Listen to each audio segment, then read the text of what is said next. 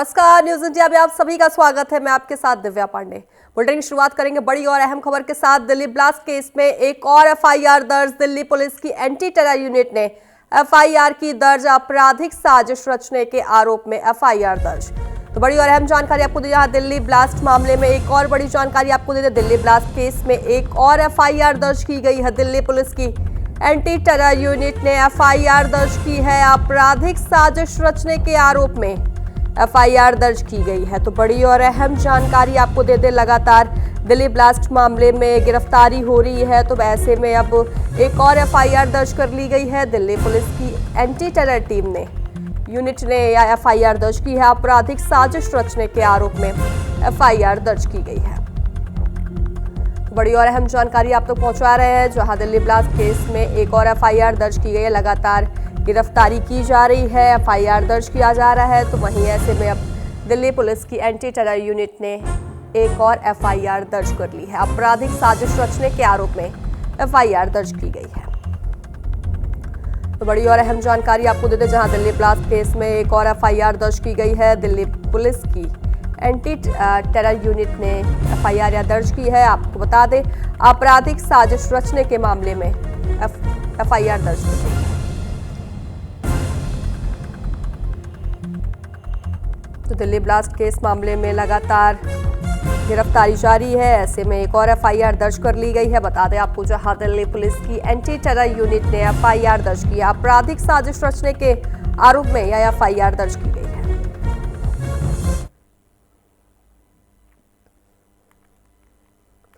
बड़ी और अहम जानकारी आपको दे रहे हैं, जहां दिल्ली ब्लास्ट केस में एक और एफआईआर दर्ज की गई है। लगातार गिरफ्तारी का सिलसिला जारी है। ऐसे में दिल्ली पुलिस की एंटी टेरर यूनिट ने एक और एफआईआर दर्ज कर लिया है।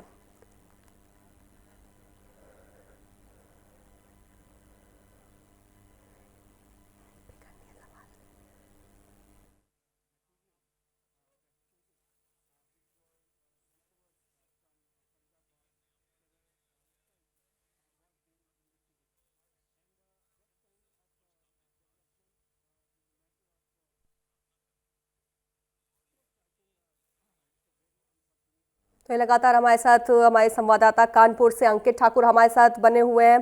तो वहीं सहारनपुर से श्वेतांक त्यागी हमारे साथ बने हुए हैं। मेरा पहला सवाल अंकित आपसे ही है। दिल्ली ब्लास्ट केस में एक और एफआईआर दर्ज हुआ है। लगातार गिरफ्तारी का सिलसिला जारी है, ऐसे में एक और एफआईआर दर्ज हुआ है। क्या कुछ जानकारी आपके पास? बिल्कुल, आपको बता दें कि जैसे जैसे जांच एजेंसियां अपनी जांच करती जा रही हैं, वैसे वैसे चीजें जो है वो परत दर परत खुलासे जो है वो होते जा रहे हैं, जिसको लेकर यूपी एटीएस द्वारा लगातार जो कार्रवाई है वो देखने को मिल रही है। यूपी एटीएस की एक यूनिट ने जो है एक एफआईआर और दर्ज कराई है। और सूत्रों की माने तो ये एफआईआर जो है वो पूरी जांच होने के बाद जो कई नाम सामने निकल कर आ रहे हैं, कई ऐसी चीजें जो है वो निकल कर सामने आ रही है, और कैसे संदिग्ध भी थे जिनको यूपी एटीएस ने पूछताछ के लिए उठाया था।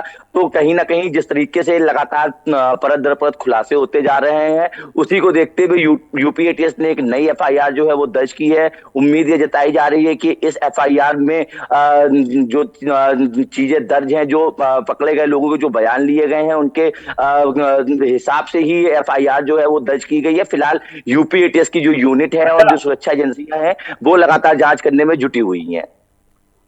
जी बिल्कुल श्वेतांक, लगातार गिरफ्तारी का सिलसिला जारी है। ऐसे में आपके पास क्या कुछ जानकारी है?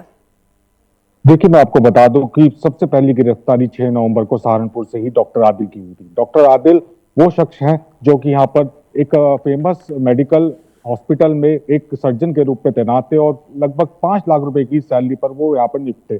जिसके बाद से लगातार जांच एजेंसियों की नजर सहारनपुर पर बनी हुई है। बता दें कि परसों देर शाम भी जम्मू कश्मीर पुलिस के डीजीपी रैंक के एक अधिकारी और जांच एजेंसियां सहारनपुर उसी फेमस हॉस्पिटल में पहुंची जहां पर डॉक्टर आदिल काम किया करता था।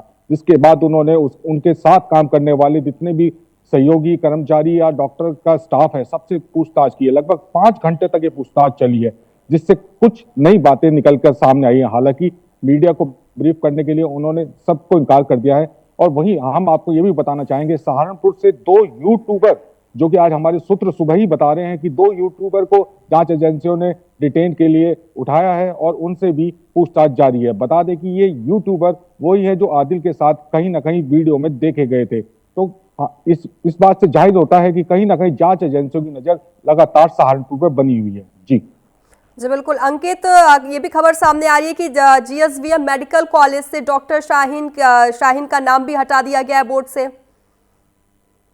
बिल्कुल आपको बता दें कि डॉक्टर शाहीन की गिरफ्तारी के बाद कल देर शाम जो है वो मेडिकल कॉलेज प्रशासन ने डॉक्टर शाहीन का बोर्ड से नाम हटा दिया था। उसके साथ ही साथ आईएमए इंडियन मेडिकल एसोसिएशन में जो शाहीन का रजिस्ट्रेशन था उस रजिस्ट्रेशन को भी आईएमए ने कैंसिल कर दिया है। और उसके बाद डॉक्टर आरिफ की गिरफ्तारी हुई थी और सूत्र ये बताते हैं कि जल्द ही डॉक्टर आरिफ का रजिस्ट्रेशन जो है वो भी कैंसिल हो सकता है। तो कहीं ना कहीं जिस तरीके से मेडिकल कॉलेज की बदनामी हुई एक उसके बाद से मेडिकल कॉलेज का जो ये प्रशासन है उसने कहीं ना कहीं डॉक्टर शाहीन के जो नामो निशान है उसको मिटाने की जो है वो कोशिश करी है। फिलहाल अभी जो जांच है, जांच का दायरा लगातार जारी है क्योंकि शाहीन जो है वो तकरीबन 7 साल के आसपास कानपुर में रही है। तो इस दौरान वो किन लोगों के संपर्क में थी, कहाँ कहाँ उसका आना जाना था, किन लोगों से उसकी बातचीत होती थी, और इस पूरे मॉड्यूल को जो है वो समझने के लिए एटीएस और सुरक्षा एजेंसियां जो है, जांच एजेंसियां जो है वो लगातार अपनी जांच जारी की हुई हैं। वहीं आपको बता दें कि Kanpur medical college, CSJM university, HBTU और एचबीटीआई समेत कई ऐसे अन्य कॉलेज हैं जहां पर लोगों से पूछताछ जो है वो लगातार की जा रही है क्योंकि कई ऐसे जम्मू कश्मीर के नागरिक थे जो कि एंट्रेंस एग्जाम क्लियर करने के बाद यहाँ पर आए थे और अपनी पढ़ाई कर रहे थे। डॉक्टर आरिफ की गिरफ्तारी के बाद से जो अन्य छात्र यहाँ पर पढ़ने आए थे उनके ऊपर भी कहीं ना कहीं शक की जो सुई है वो लगातार घूमती हुई दिखाई दे रही है क्योंकि जितने भी छात्र यहाँ पर आए हैं लगभग उनमें से कई ऐसे छात्र हैं जिनको आए हुए तकरीबन 6 महीने से 4 महीने का समय हुआ है और यही समय था जिस समय आरिफ जो है वो नीट का एग्जाम क्लियर करके कानपुर आया था।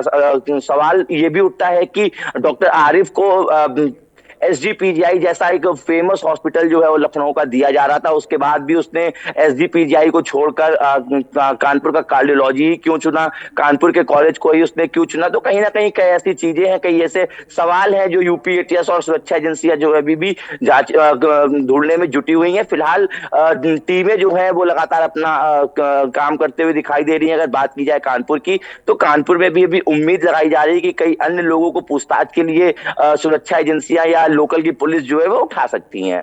तो बिल्कुल आप दोनों हमारे साथ बने रहिए। इसी बीच एक बहुत बड़ी खबर सामने आ रही है, दिल्ली ब्लास्ट से जुड़ी इस वक्त की सबसे बड़ी खबर सामने आ रही है। एजेंसियों ने डॉक्टर की एक लिस्ट तैयार की है। सूत्रों के हवाले से बड़ी और अहम जानकारी आपको दे दें, जहां डॉक्टरों की एक लिस्ट तैयार की गई है। संदिग्ध डॉक्टरों के फोन बंद, कई लापता भी हैं। तो बता दें आपको, मुजम्मिल के फोन से बड़े नेटवर्क का खुलासा सूत्रों के हवाले से आपको जानकारी दे रहे हैं, जहां करीब 12 संदिग्ध डॉक्टरों की तलाश जारी है। दिल्ली धमाके के बाद गायब है संदिग्ध डॉक्टर। तो 12 संदिग्ध डॉक्टरों की तलाश जारी है। बड़ी और अहम जानकारी आपको दे दें सूत्रों के हवाले से इस वक्त की सबसे बड़ी खबर सामने आ रही है, जहां डॉक्टरों की एक लिस्ट तैयार की गई है। संदिग्ध डॉक्टरों के फोन बंद है, बताया जा रहा है कई लापता भी है। ऐसे मुजम्मिल के फोन से बड़े नेटवर्क का खुलासा भी हो रहा है। दिल्ली ब्लास्ट से जुड़ी इस वक्त की सबसे बड़ी खबर सामने आ रही है, सूत्रों के हवाले से बड़ी खबर सामने आ रही है, जहां डॉक्टरों की एक लिस्ट तैयार की गई है।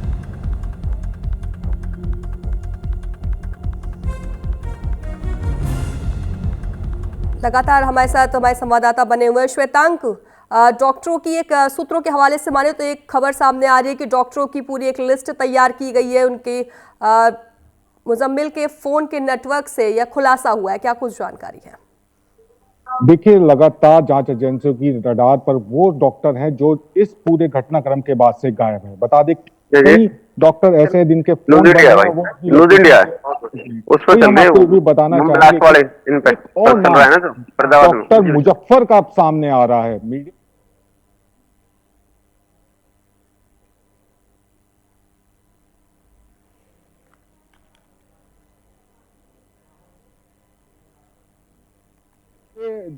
हेड जो है वो डॉक्टर मुजफ्फर बताए जा रहे हैं। डॉक्टर मुजफ्फर दुबई से बैठ के लॉजिस्टिक और फंडिंग का काम करते थे और जितने भी ऐसे डॉक्टर्स थे उनको सबको ये इस पूरे नेटवर्क में जोड़ते थे। तो कहीं ना कहीं डॉक्टर मुजफ्फर जो है अब इस कड़ी के मेन एक्यूज बनते जा रहे हैं। और हम आपको ये भी बता दें, सूत्रों के से हमें ज्ञात हुआ है कि डॉक्टर मुजफ्फर को रेड कॉर्ड नोटिस भी जारी कर दिया गया है भारत सरकार की। तो कहीं ना कहीं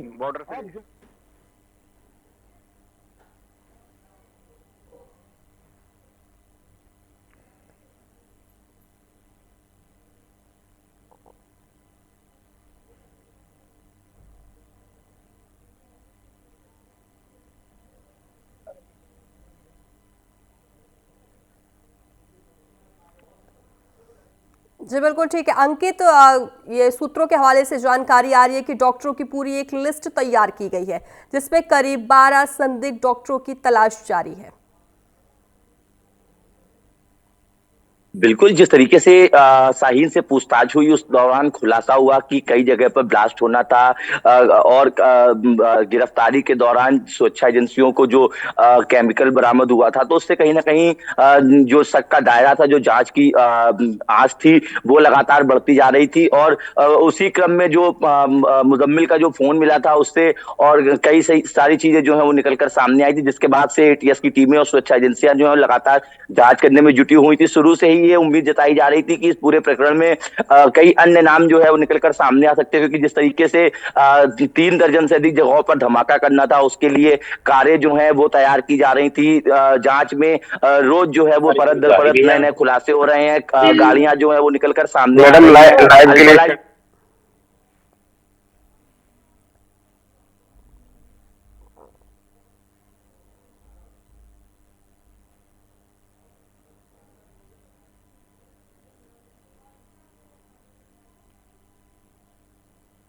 थे उसके बाद ये लोग जो है एक टेरर गतिविधियों में इन्वॉल्व थे, इस तरीके के धमाके को अंजाम देने वाले थे। तो कहीं ना कहीं जो जांच की आंच है वो लगातार बढ़ती जा रही है, दायरा लगातार बढ़ता जा रहा है और उम्मीद ये जताई जा रही है कि अभी इसमें कई अन्य नाम निकलकर और सामने आ सकते हैं। और सबसे बड़ी चीज ये कि अभी भी जो सुरक्षा एजेंसियां हैं वो इनके जो मास्टरमाइंड है, इनके जो आका हैं आतंकियों के, उनकी खोज में जुटी हुई है, क्योंकि शाहीन से खुलासे तो कई हुए लेकिन अभी साफ तौर पर ये नहीं कहा जा सकता है कि शाहीन जो है उस पूरे ब्लास्ट की मास्टरमाइंड है, क्योंकि शाहीन की गिरफ्तारी के बाद से नेटवर्क जो है पूरा खंगाला जा रहा है और तुरंत ब्रेक मार देना तुरंत। अभी कई अन्य चीजें जो है निकलकर सामने आ सकते हैं। वहीं अगर सूत्रों की बात मानी जाए तो कानपुर से शाहीन जब गायब हुई थी उसके बाद से शाहीन जो है वो यूएई गई थी, सूत्रों की माने तो, और यूएई के माध्यम से ही वो जो पाकिस्तान भी जो है वो गई थी। तो सूत्र जो है वो कई सारी चीजें जो है वो बता रहे हैं और खुलासे जो है परत दर परत होते जा रहे हैं। तो कहीं ना कहीं साफ तौर पर ये कहा जा सकता है कि इस पूरे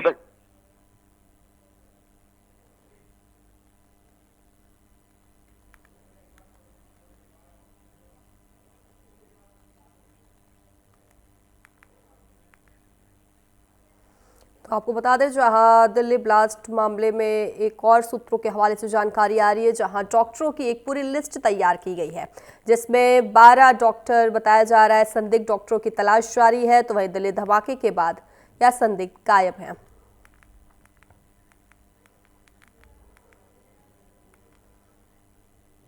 तो इसी बीच एक और बड़ी खबर सामने आ रही है, हरियाणा के नूह से जुड़े थे दिल्ली आतंकी। आपको बता दें जहां दिल्ली ब्लास्ट के तार, आपको हरियाणा के नूह से जुड़े थे दिल्ली ब्लास्ट के तार, विस्फोटक सामग्री बेचने वाले दुकानदार को हिरासत में लिया गया है।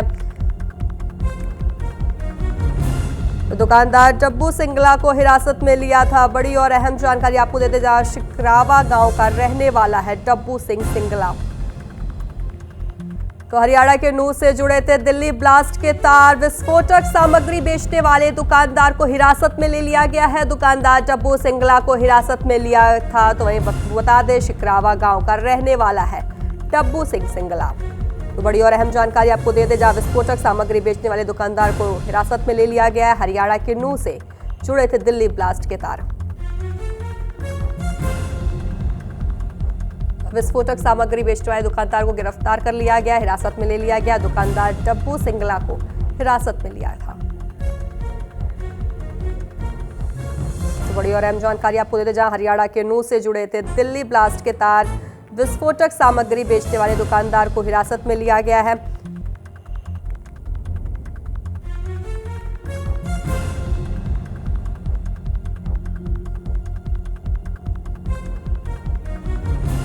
बता दें शुरुआती जांच में सामने आ रहा है कि यह विस्फोट फरीदाबाद से मिले विस्फोटक से हुआ है। आपको बड़ी और अहम जानकारी आपको दे दें जहां शुरुआती जांच में सामने आ रहा है कि यह विस्फोट फरीदाबाद के नूह से